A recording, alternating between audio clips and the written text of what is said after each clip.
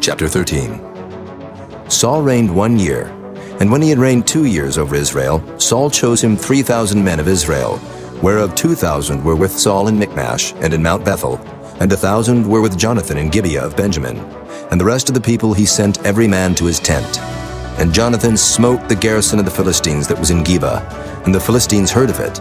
And Saul blew the trumpet throughout all the land, saying, "Let the Hebrews hear!" And all Israel heard say that Saul had smitten a garrison of the Philistines, and that Israel also was had an abomination with the Philistines. And the people were called together after Saul to Gilgal. And the Philistines gathered themselves together to fight with Israel, 30,000 chariots and 6,000 horsemen, and people as the sand which is on the seashore in multitude. And they came up and pitched in Mikmash eastward from Bethaven. When the men of Israel saw that they were in a strait, for the people were distressed, then the people did hide themselves in caves, and in thickets, and in rocks, and in high places, and in pits.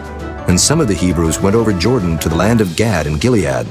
As for Saul, he was yet in Gilgal, and all the people followed him trembling. And he tarried 7 days, according to the set time that Samuel had appointed. But Samuel came not to Gilgal, and the people were scattered from him. And Saul said, "Bring hither a burnt offering to me, and peace offerings." And he offered the burnt offering. And it came to pass that as soon as he had made an end of offering the burnt offering, behold, Samuel came, and Saul went out to meet him that he might salute him. And Samuel said, "What hast thou done?" And Saul said, "Because I saw that the people were scattered from me, and that thou camest not within the days appointed, and that the Philistines gathered themselves together at Mikmash. Therefore said I, the Philistines will come down now upon me to Gilgal, and I have not made supplication unto the Lord. I forced myself therefore, and offered a burnt offering." And Samuel said to Saul, "Thou hast done foolishly. Thou hast not kept the commandments of the Lord thy God, which he commanded thee.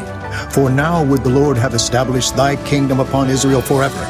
But now thy kingdom shall not continue. The Lord hath sought him a man after his own heart, and the Lord hath commanded him to be captain over his people, because thou hast not kept that which the Lord commanded thee." And Samuel arose, and gat him up from Gilgal unto Gibeah of Benjamin. And Saul numbered the people that were present with him, about 600 men. And Saul and Jonathan his son, and the people that were present with them, abode in Gibeah of Benjamin, but the Philistines encamped in Mikmash. And the spoilers came out of the camp of the Philistines in 3 companies. One company turned unto the way that leadeth to Ophrah, unto the land of Shul. And another company turned the way to Bethhoron. And another company turned to the way of the border that looketh to the valley of Zeboam, toward the wilderness. Now there was no smith found throughout all the land of Israel, for the Philistines said, "Lest the Hebrews make them swords or spears." But all the Israelites went down to the Philistines to sharpen every man his share, and his coulter, and his axe, and his mattock. Yet they had a file for the mattocks, and for the coulters, and for the forks, and for the axes, and to sharpen the goads. So it came to pass in the day of battle, that there was neither sword nor spear found in the hand of any of the people that were with Saul and Jonathan. But with Saul and with Jonathan his son was there found. And the garrison of the Philistines went out to the passage of Mikmash.